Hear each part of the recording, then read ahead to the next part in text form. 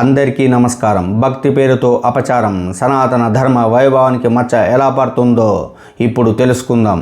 ఇది కేవలం ఒక ఫోటో గురించిన వార్త కాదు, ఇది ఒక సంస్కృతి గురించిన ప్రశ్న.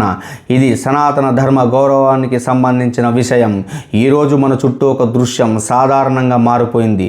దేవుళ్ళు, దేవతల చిత్రాలతో అగరబత్తీలు, పూజా సామాగ్రి ప్యాకెట్లు, బ్యానర్లు, పోస్టర్లు, వాటిని కొనడం, వాడడం, తర్వాత అలాగే నేలపై పడివేయడం. ఇదేనా మన సనాతన ధర్మం నేర్పిన సంస్కారం? మన శాస్త్రాలు చెబుతున్నాయి, దేవతా రూపం ప్రతిష్ట కాదు కదా అనుకుంటే సరిపోదు, గౌరవమే అసలైన పూజ. కానీ నేడు దేవుళ్ళ రూపాలు ముద్రించిన వస్తువులు రోడ్ల మీద, కాలువల్లో, చెత్త కుప్పల్లో. ఇది మనకు అవమానం కాదా? సనాతన ధర్మం అంటే కేవలం పూజలు కాదు, కేవలం దీపాలు కాదు, ఆచరణే ధర్మం.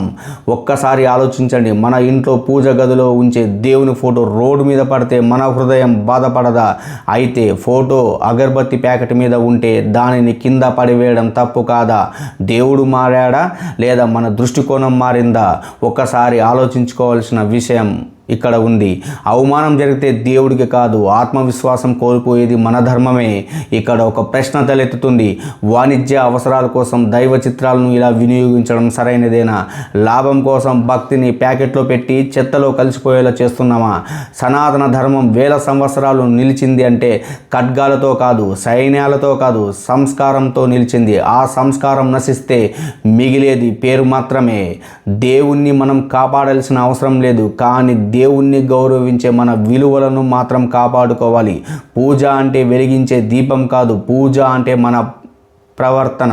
ఇది వార్త కాదు, ఇది సనాతన ధర్మవీరులకు ఒక విషయం తెలపడం కోసం చేస్తున్న ఒక విన్నపం. దయచేసి ఈ విషయంపై సనాతన వీరులు ఆలోచించగలరని హిందూ న్యూస్ 9 కోరుతా ఉంది. జై హింద్, భారత్ మాతకు జై.